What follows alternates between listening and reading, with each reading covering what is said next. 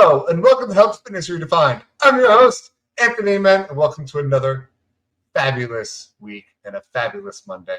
You're all super excited to be here because we all know we're all going to say we're going to start on Mondays and we never do. So yes, I'm going to bring up a point from last week. Don't start Monday, start today. So without further ado, let's talk about the number one thing people need help with, and that is nutrition. So welcome to the show, Amy. It is a pleasure to have you today. Hey, thanks, Anthony. I like that. Don't start Monday, start today. I'm going to have to start using that. I like that. Yes, the point is priorities. Like even when people book their initial evaluations with us for training, if they don't book within 48 hours, they ain't coming because it's priorities. Oh, this comes up, this comes up, this comes up. No, we got to hop now. Let's not put this off. Let's go now. I did a whole Instagram reel on priorities here's, talk about nutrition. It's you come up with all the excuses. Don't come up with excuses. Just say it's not a priority. It's not an excuse. It's like, oh, I can't afford nutrition coaching. I can't afford personal training, but then you're in Starbucks line every single day, or you go out to eat every single day and you spend $100 here, but you won't spend $100 on coaching or personal training. Just say what it is. It's not a priority. Yeah, I couldn't agree more. But before we talk about all of that fun stuff which I'm really excited about, let's talk about you and how you got into the nutrition field. I kind of started because I was a group fitness instructor when I was going to University of Toledo in Toledo, Ohio as a pharmacy major. I started teaching aerobics and was kind of like all females. And I'm seeing it more in the men population too, that dieting yo-yo big time, and didn't have a really good relationship with food. But back in the day, and I'm going to give my kind of age, it was in the 80s, it was low fat craze. And we didn't know anything about nutrition. We really didn't. We've come a long way with nutrition just in the last 6 to 7 years. And so I taught all through pharmacy school, became a pharmacist, still kept teaching. One of the things that people always ask you when you're a fitness pro and in front of people, and then what they also ask you as a pharmacist is, how can I lose weight? Can I take this supplement? Will this help me lose weight? What can I do? And me being the person I am, I'm all about education and learning. And so I would go and get these nutrition certifications and started nutrition coaching. The problem is, and we don't know what we don't know. I'm just going to tell you that right now because I'll throw myself under the bus. I didn't know what I didn't know. It was all calories in versus calories out. It really wasn't nutrition. It was all based upon calories. It was based upon your energy expenditure. We know that doesn't work now. At least most of us do, but we still have all these myths that we believe calories in versus calories out, that you have to always be in this kind of deficit. Yes and no. We can dive into that. And I was finding it with myself. I would do my 6-week programs and I would have great results, but then it would all come back plus more. And I was seeing that with my clients. And how frustrating is that as a nutrition coach, as a person who's teaching fitness classes? And I was like, okay, something's up, but I'm still doing it because once again, I didn't know what I didn't know. I am a long-term care pharmacist, geriatrics, older population, and seeing younger and younger people coming into my facilities, which was really bothersome. It was diabetes and heart conditions. And it's like, okay, why am I seeing people my age coming in? This is just crazy. And then, okay, hormones kick in with me. And now I'm doing perimenopause, menopause, and I am gaining weight and gaining inches like crazy. And there is nothing I can do. It's frustrating. I am pissed. I am frustrated. And I'm like, okay, the pressure sometimes that aerobics instructors are in, being that person in front of a group who's looking at you going, well, if she can't figure this out, how am I going to figure this out? And it's a lot of pressure. And I was also what's called a master trainer for a program. And I was in videos, and the up and down dieting that I would do to get video ready or photo shoot ready probably wasn't the best thing for my body. I followed some people who were doing a program called Faster Way to Fat Loss, and they were looking great. Not only were they looking great, they were feeling great, and they were my age. They were having the same issues I was having. And I'm like, you know what? I need to become a student again.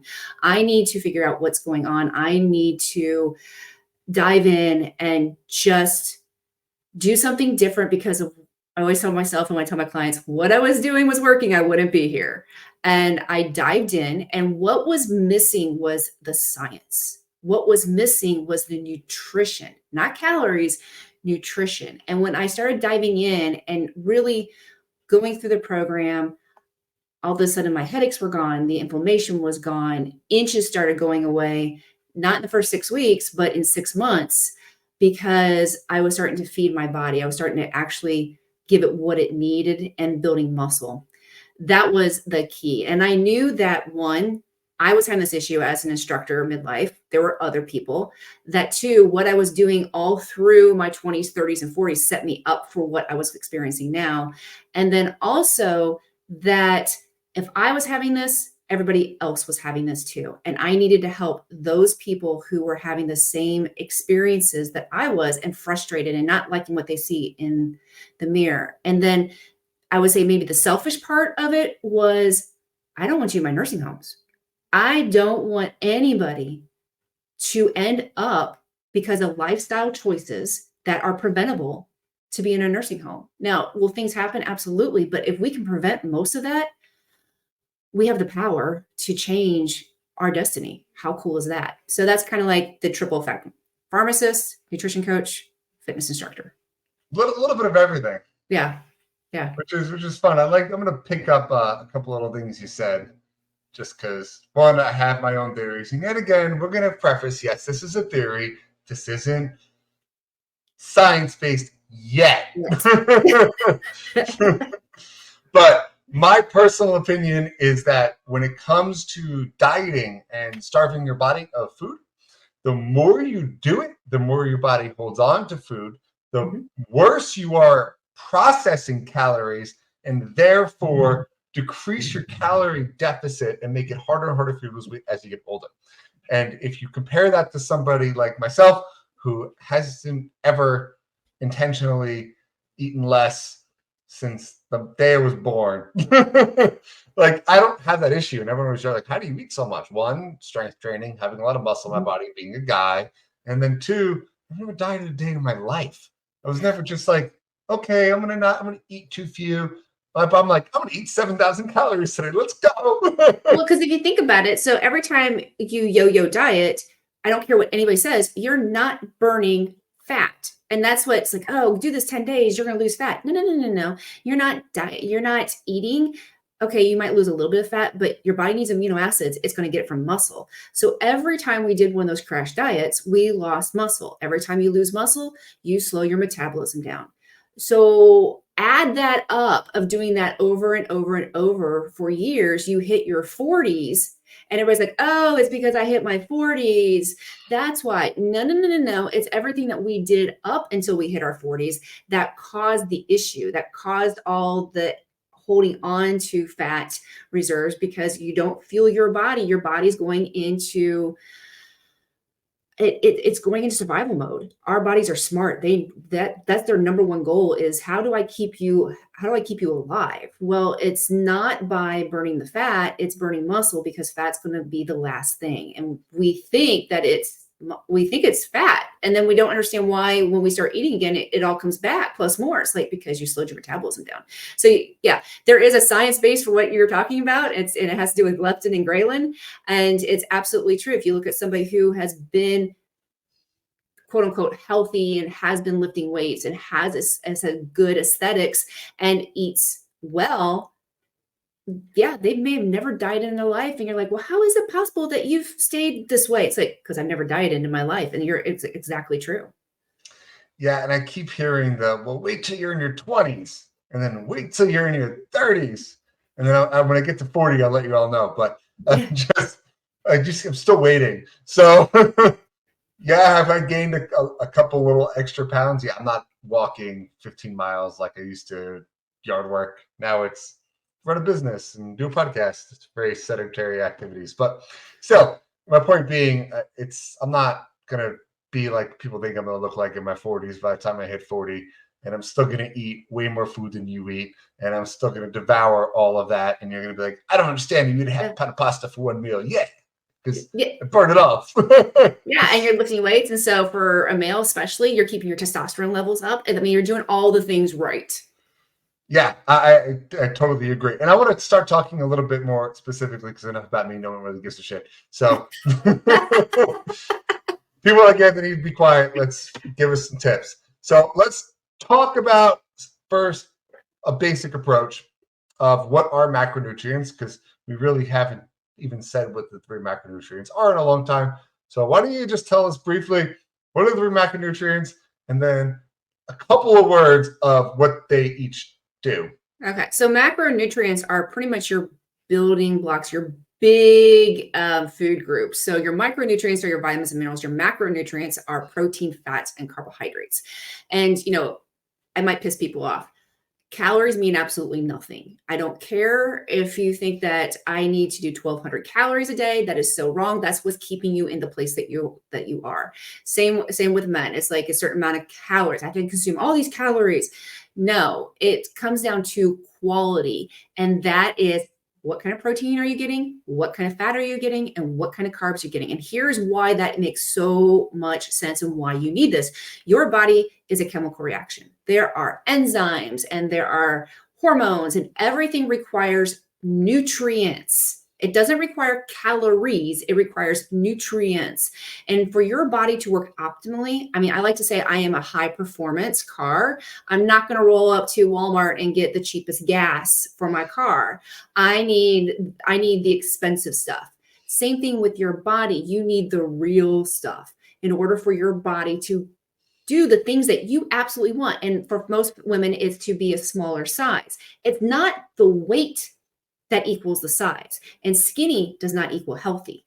So when you look at protein and fats and carbohydrates and getting a certain percentage of each based upon your activity level, your age, your height, and we do look at weight for some of those things, then you will start seeing a much better outcome. And before you say, I'm not tracking macros because that just puts me in a bad spot. I get it. I was there too. I could tell you how many calories an apple had. I could tell you how many calories I needed to get to 1,200 calories. And that was the problem. When I started tracking macronutrients and how much I needed, it was mind blowing how much I was under eating, not overeating. I was under eating. And what we are as a society is that we are overfed, undernourished, which means that we have eat way too much ultra processed food, way too much junk food, and we're overfed with that, but there are no nutrients in that food that we are consuming. And so when you start giving your body the right things, the right amount of protein, the right amount of fat, the right amount of carbohydrates, your thyroid is going to be freaking happy. And you can now keep muscle and build muscle, which is so important for longevity. Yeah, so I was looking for the simple. Sorry. What's a fat? What's a protein? What's a carb? You're talking to a pharmacist here. But I love the explanation. She did mention pre-show, so she talks in paragraphs, so now I understand. But yeah, I totally agree with what you said as far as it's track your macros. If you guys want to go back 2 years at this point, I don't even know. I don't know how many years we've been doing this podcast, but I did a whole episode on what I consider the most important macro. But before I mention it, what it is, I want to hear Amy guess because I like having arguments. So, Amy, the most important macro, protein. Darn it, we're going to agree. Yeah. And the reason protein is because we are very much protein deficient. We got scared of protein. Now, that's not saying I am not for the carnivore diet. I'm going to tell you right that I don't agree with the carnivore diet. You still need fats. You still need carbohydrates. But we do need protein, and we need more than we think we do, especially as we age. We do not break down protein as well. And so especially when you hit 40s, 50s, midlife, protein is absolutely essential, because what I see in my nursing homes, and it's, I kind of see what can happen if you don't do certain things. Most people come in with a protein deficit. Most people come in not consuming enough protein, that they do have muscle wasting, that they're weak, that they're frail. And that is something that you definitely don't want. You want to support your muscular skeletal system. You don't want to fall. So yes, definitely protein. So we agree on that. Yeah, I did a whole 45-minute episode of the importance of protein. And I really want to stress enough, if you don't want to count macros and you don't want to sit there and bore yourself, at a bare minimum, just count protein. Write it on a freaking board. Track it on your phone. Just say, oh, this is 40 grams. So I ate 40 grams of protein. Okay, I ate this amount of protein. But for the love of God, don't sit here and tell me that you're going to eat spinach and get enough protein through spinach because it lacks certain amino acids. And then you're going to have to go do the research to figure out what amino acids you're lacking in that spinach protein in order to get a complete protein. And by the time you figure it all out, you're not going to eat because you spent 3 hours behind a computer researching what foods pair well together for your amino acid profile. So just eat meat products, please. Veganism, and I'm only going to bring this up. I'm going to get yelled at, but I don't care. Veganism is the top 5 worst diet you can do. I understand if you have moral issues, whatever, you can make it work. But nutrition-wise, if you have to supplement, meaning you have to add supplements to your diet, it is not a good diet. And if you are doing veganism and you're not supplementing B12s, you better be. I was getting there. I literally wrote a question on a board because I hate veganism. I said, what vitamin B product can only be found in animal products? And people didn't know. And I was like, it's B12. B12. And a lot of people have vitamin B12 deficiency because you aren't eating enough meat. Mm-hmm. And the what's the word? But like the stigmatism, I guess, that red meat has in our society right now. I feel like people just pick one thing and just say, that's really bad for you. First it was fat. Stay away from fat. Then it was carbs. So this is what pisses me off. And I love that I can talk like this with you because this is what kills me. And I'll get somebody, and I coach people all over the world and all over the United States. And they'll come to me and they say, I have high cholesterol and my doctor told me to stop eating eggs. And I give them this kind of like blank stare. And then like, because we're on Zoom usually. And I'm like, we're on the phone. I'm like, okay, did they say anything about alcohol? Did they say anything about all the protein bars with all the sugar that you're ingesting? Oh no, they just said to quit eating my eggs every morning. And that just infuriates me because eggs are not the villain. It is sugar, it's alcohol, it's processed foods that's causing your cholesterol, your triglycerides to increase and causing inflammation. It's not eggs. The amount of cholesterol that we intake has been studied and shows that it really doesn't affect our total cholesterol. It's the cholesterol that we're making. And when we are consuming inflammatory foods, that's what's causing our cholesterol to go up, not freaking eggs. So enjoy the eggs. I like them over easy. 2 points. Yeah. My brother's a doctor, and we argue over nutrition every time we hang out. So 3 years ago, I made a comment to my mom because she's like, I have high cholesterol. I need to stop eating eggs. And I was like, dietary cholesterol doesn't raise your cholesterol. My brother, I'm a doctor. That's wrong. Screaming because he thinks screaming makes you win an argument. And I'm just like, no, you're wrong. And whatever. They don't get any nutrition. They get very, very little nutrition in school. A year and a half later, he comes to me, pulls me aside. Right. You're like 95% right. I looked into it. I was like, okay. I'll take 95% right. Oh, whatever. Yeah. My point being, like, I eat, if you want to know, 5 to 6 eggs, not egg whites, eggs almost every morning. Yeah. And then at night, I eat 2 fillets. Like, you want to talk about things that are high in cholesterol that they're going to raise my cholesterol? But I'm not sitting here. I don't ask me the last time I had a piece of candy. I don't even know. Yeah. And because you're fueling your body and you're giving it what it needs. When your body is craving sugar is because you are under eating, is because you are a sugar burner and not a fat burner. And that's what people don't understand. I'm hungry every 2 hours. Well, because I'm going to tell you right now, your blood sugar is not balanced and you're not eating right. Yeah. So that's my spiel about protein and cholesterol. But Amy, is there anything else you want to mention about as far as actionable tips to take to help track more accurately and help prevent yo-yo dieting?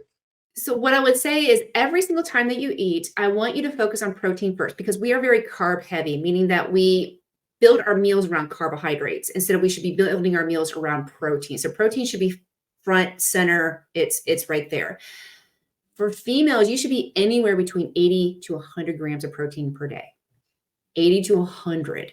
And that might freak some of you out. Now, does that mean you start there? No, you may have to do gradual, but every single time you eat, you should have a protein, you should have a fat, you should have a carbohydrate. That's going to help balance your blood sugar. And think about it as, they say, well, 4 ounces is your palm. Well, I'm going to tell you to do your palm and palm and a half, or maybe 2, because it's just 4 ounces is not enough. You're going to get maybe 20 grams times 3, 60 grams per day. Guess what? You're under. So you actually need more than you really think you do. So that would be my tip, is to protein every single meal.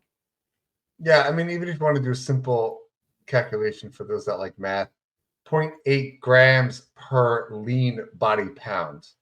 So whatever your body fat percentage is, you can take that away from your weight.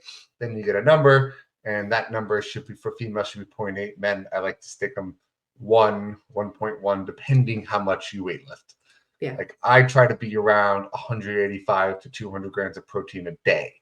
That's a lot of freaking protein. Yeah. That's why I'm saying I'm at 124. Yeah. I'm at 124. So yeah, but that's my point. Like you need that amount of protein. If you don't, I see it in the gym. Like that's the first place I'm going to see it in my body. I know I'm working out and like, wow, I've been lacking and going up in weights and I don't look any different. Oh, maybe because I don't need a protein, or maybe I drink too much alcohol. But well, and then on the flip side, I see it because I still teach fitness classes, and I see it with under eating and not getting enough protein, the inflammation, the apple shapes. It's the under eating. I can tell that they're under eating. I can tell they're not getting enough protein. I can see it in the hair. I can see it in the nails. I can see it in the skin, because they're still thinking that they have to starve themselves and work out for hours. And it's caught up with them. Yeah, I couldn't agree more. So what about the carb craze? Because that's been the biggest. As in low carb? Yeah, as in I need to avoid carbs because they're dangerous. You need carbs. Our thyroids need carbs. Our thyroids function on carbs. And the low carb craze is, okay, I will give it to simple carbohydrates. If you can throw water on something and it dissolves, that's a simple carbohydrate. That's a nice analogy. You don't need it. I mean, I don't think I've ever heard that. Yeah. So it's like, a piece of bread, throw water on it. What happens? Blech. It's like, does that happen to broccoli? No, that thing stays its shape. Ask a kid, they're like, I can't eat this tree. But we're needing fiber, which complex carbohydrates have. We need 25 grams per day. Most of my clients come in about 8 grams a day. And carbs help us with brain function. And I know I'm going to get the people the keto say, but your body will do it. Yeah. Remember I said your body is freaking smart. It will figure out how to survive. So you take away carbs, it's going to figure out another mechanism. But for optimal performance, your body does need some carbs, but it needs good carbs. It needs carbs with vitamins and minerals. It doesn't need cakes, pastries, all that kind of stuff. Now, can you have those? Absolutely, because that's called life. But it's not where you're going to be getting your carbs every day. So yes, you need carbs, complex, oatmeal, rice. Yes, you can have bananas. Yes, you can have potatoes. Those are not villains. It's how much you eat, in what ratio you eat it with protein and fat, and just being smart about it. Yeah, I agree with you. Fiber is everything. The only groups of people that I would say be wary, which I think I'm learning I'm in, is those that suffer from really bad IBS. Yes. Too high of fiber foods. Yeah. Screw me up. Yeah, if you do have IBS, that's the only caveat. If you have some other GI issues, but you still want to try to get some fiber. We know that fiber helps with gut microbiome. We know that fiber can possibly help to prevent dementia and Alzheimer's. There's other things. Probiotics and prebiotics, which you could find from raw. Let me emphasize the raw part, fruits and veggies. Because once you cook something, what do? You kill it. Yeah. And then, you might think about fiber being the dishwasher for your intestines. I mean, that's what it does. That's fun. Yeah. You got all the analogies. I love stories and analogies. I want to ask you a question that we didn't prep for pre-show, but it's been a topic of mine over the last 2 months. And you're a pharmacist, so you know where I'm going with this. What about that fun drug everybody's been using called Ozempic? Oh, GLP-1s, glucagon-like peptides. So the GLP-1 is a hormone in your gut. It is a fabulous discovery. So let me first say that. So it's discovery. I'm a pharmacist who prefers that you're not on medication, by the way. I would like you to do everything holistically if you can. There is a purpose for medication, but medication is a treatment. It's not a cure. My problem with Wegovy, Ozempic, Mounjaro, and there's going to be some other ones coming out within the next 6 months, is that we're starting to use it as a lifestyle drug. We're starting using it as a boutique drug. Here's the problem. You need to go in with your eyes wide open. And if you are on this medication, you have got to get your protein in. And here are the reasons what's going on. How it works is it shuts down your appetite. And most people are like, yes, that's exactly what I need. You can shut down your appetite just by fueling your body right, just by eating protein. And that will stimulate your GLP-1 normally, because we all have that GLP-1 in our stomach. It's a hormone. The horrible, horrible side effect is that it can shut down your GI tract permanently. It's called gastroparesis. It paralyzes it. That is not reversible. So now you're going to be living with this, for lack of better terms, disease condition for the rest of your life. You also didn't learn how to eat.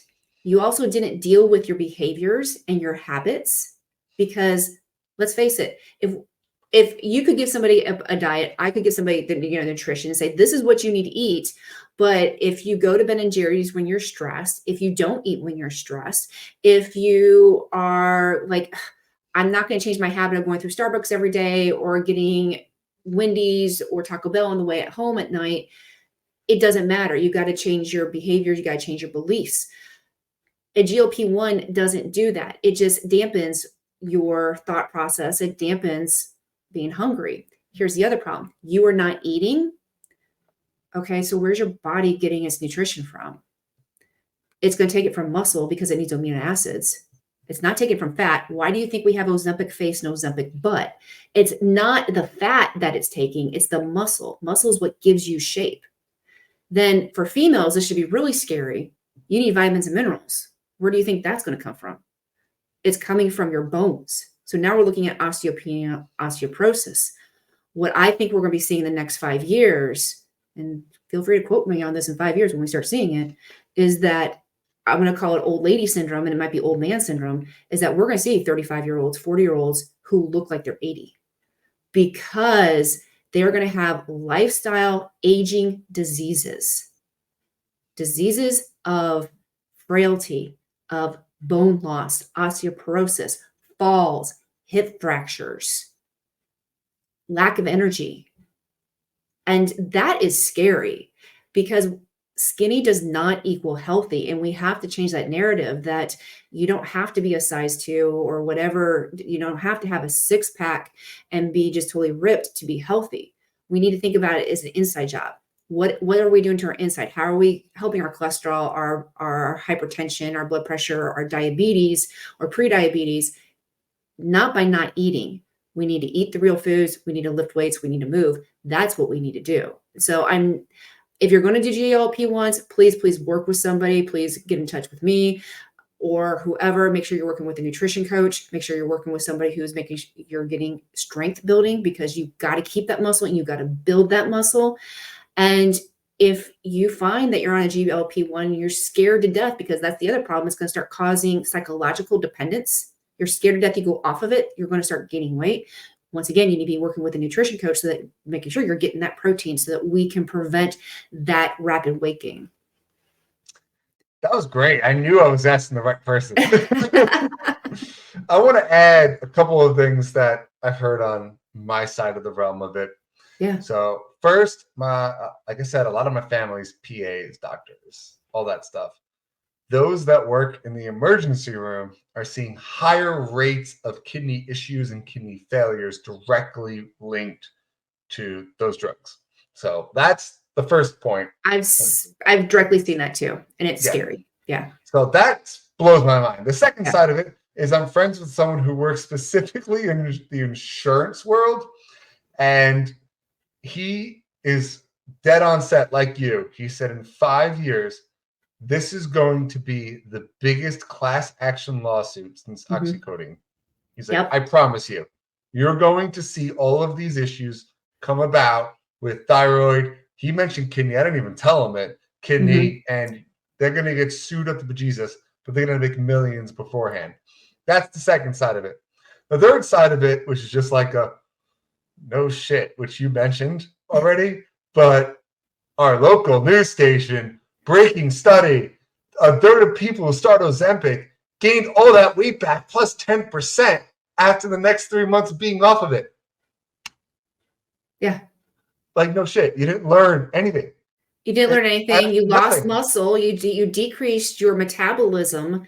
And so, and then what sucks with the psyche part of that is now you feel like a failure. Now you feel like nothing's going to work for you. And I always get, but I've tried everything. I've tried everything. I'm like, okay, really be honest with yourself. Have you really tried everything, or have you tried every diet out there? Because we need to change the narrative and saying diets suck. Diets don't serve you.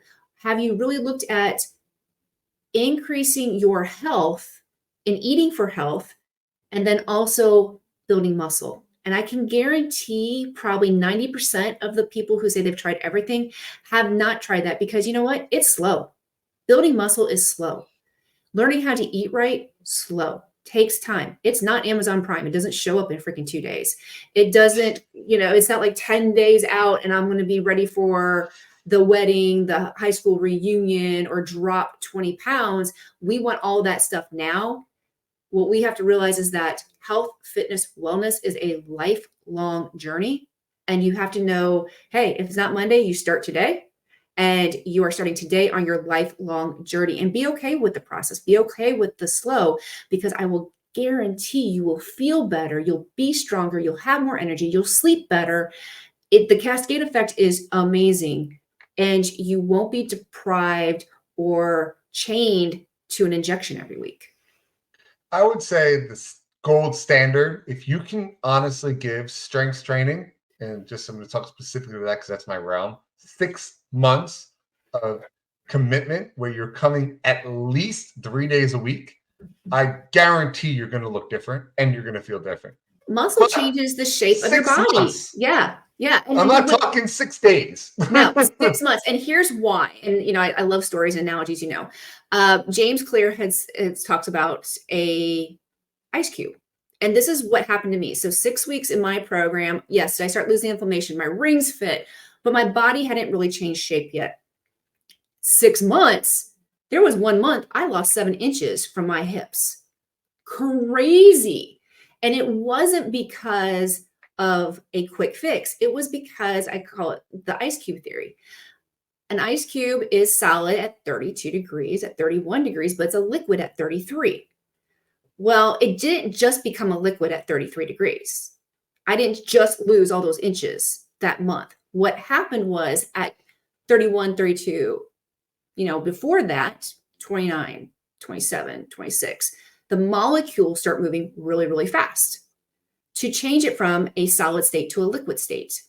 It's the same thing in our bodies. We start giving it the right nutrition. We start giving it the right things to do with the enzymatic processes to build muscle. And your body's going, oh my God, they're finally giving me the right, kind of like when I say homeostasis, or the right conditions.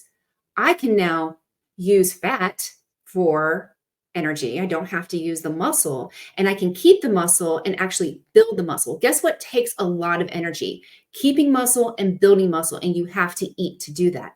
So when you start giving your body all of that conditioning inside, the outside will catch up. You'll become that ice cube, and all of a sudden you'll be 32 degrees and it's 33, and you're like, wait a minute, where'd all these inches go? It takes time. What people don't do is they don't give it time, and they give up because they don't see the results right away. They don't understand that's the inside job first. Yeah, I love the visual aspect of the ice cubing for those that are mathematical like mine. Just compound interest. If you know what that is, how it compound works. interest. Same thing with your body. But Amy, I do want to summarize this and ask you the final 2 questions I ask everyone at the end of the show. The first one is, what will be your take-home message if you were to summarize this episode in 1 or 2 sentences? I would say protein, protein and honestly, protein and strength training and eat real food. 3 things. Protein, strength training, and eat real food. I love it. And the second question, how can people find you, get a hold of you, and how can they learn more about Amy? Okay, I'm gonna give you two things. One, you can either hit me on my website, amykwilson.com. So that's AMYKWILSON.com. And if you are an Instagram person, you can find me at The Nutrition Coach Pharmacist. That's The Nutrition Coach Pharmacist.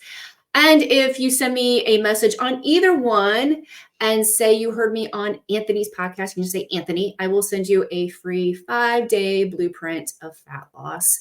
And what it has is lots of recipes. It kind of gives you a meal guide. It gives you some little bit of structure. And then it also has two of my favorite recipes that I usually only give my paying clients. And that is a chili recipe that is so easy and it's just like Wendy's, but it's so much better for you. And then also a Mexican soup recipe. Both are extremely easy. It's dump and go. That's the perfect part ever. So either amykwilson.com or on Instagram, The Nutrition Coach Pharmacist. I love it. Thank you, Amy, for coming on. And thank you guys for listening to this week's episode of Health Fitness Redefined. Just a quick update. Start following us over on Rumble. We would greatly appreciate it. We are now on Rumble, so please go check us out there, as well as audio platforms, Spotify, Apple Podcasts, all those fun ones. Click, follow, share. It would mean the world. Thank you for joining us this week. And please don't forget, fitness is medicine. Until next time.